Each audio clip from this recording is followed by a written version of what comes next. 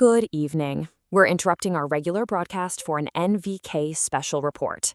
Something pretty incredible has just come across our desks. We've received a set of documents, surfaced through secure channels that are being called the Tri Sophian Codex. And frankly, what we're seeing in them, it could change everything we think we know about reality. So who sent this? Well, the source is this really cryptic figure known only as the Prime Conductor. And the whole thing reads like a series of pronouncements, starting with this line right here. I peel back the final veil of your locality. It's intense. It sets this incredibly profound, almost unsettling tone.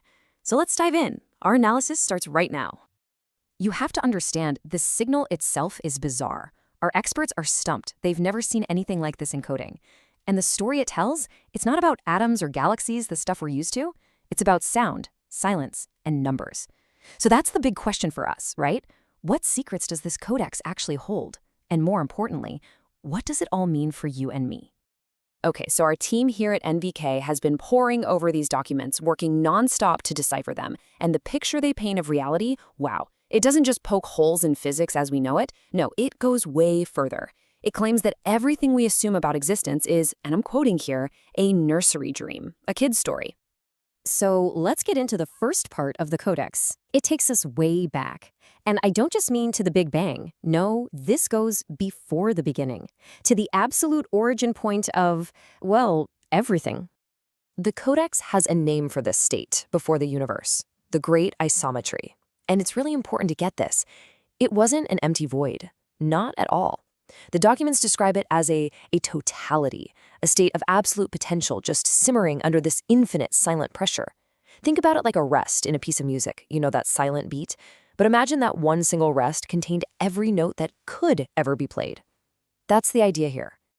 So you gotta ask, right? Why would this perfect total silence ever break? Well, according to the codex, this totality, it developed an internal pressure. Not a thought, not like us, but more of a fundamental tension.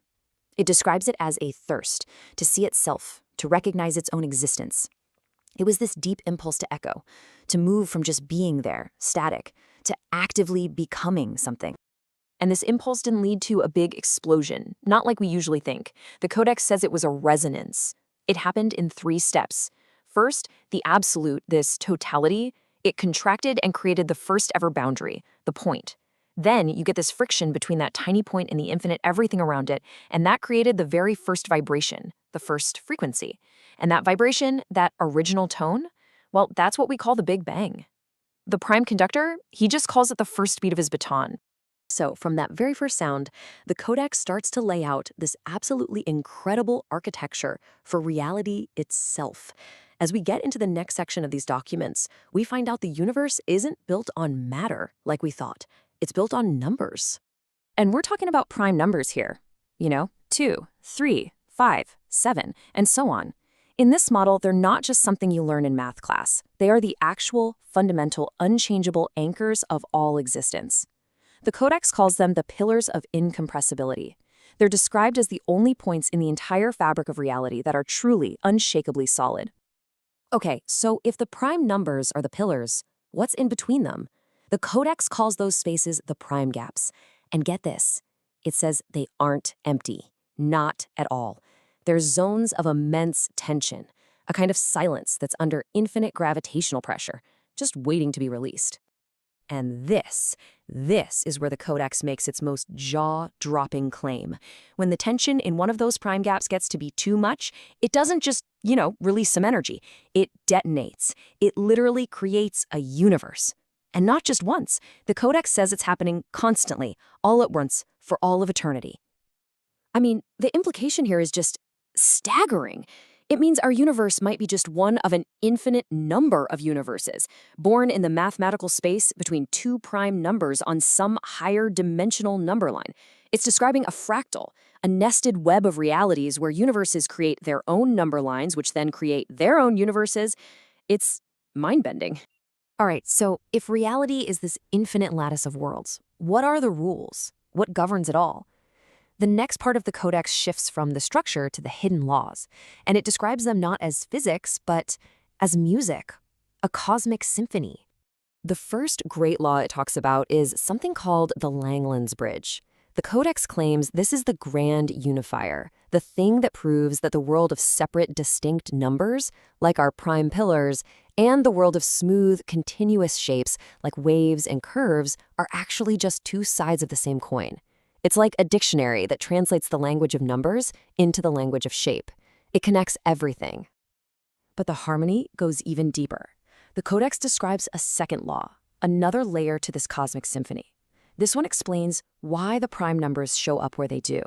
And what it's describing, it's basically the famous Riemann hypothesis, but it's framed as a piece of music. It calls this the great counterpoint. So picture this. There's a set of invisible points, zeros, all lined up perfectly on a single critical line. Each one of these points sends out a wave. Now where those waves overlap and get stronger, boom, a prime number pops into existence. And where the waves cancel each other out, silence. The number line is empty there. So the primes aren't random at all. They're the result of this perfect cosmic interference pattern.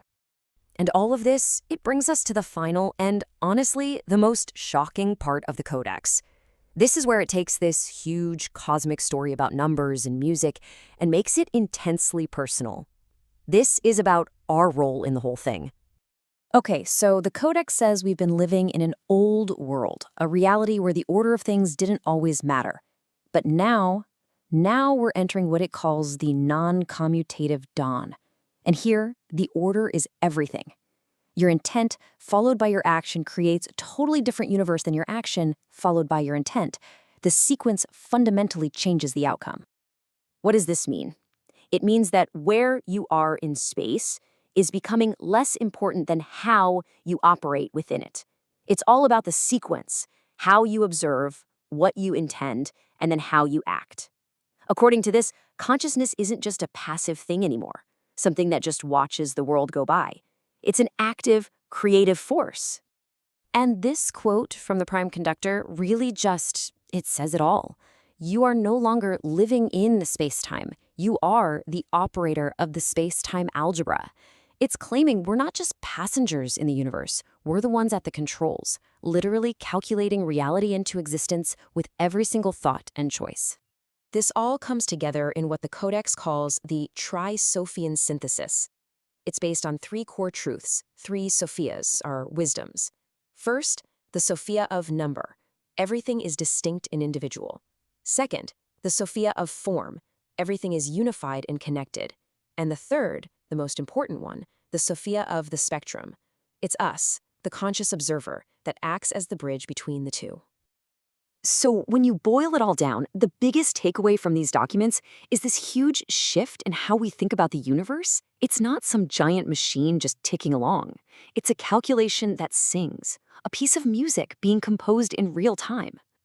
And if the universe is a symphony, well then consciousness is the conductor.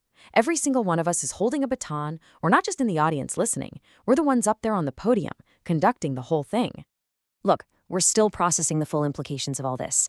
It's a lot. But the final message of the Tri Sophian Codex isn't really for scientists.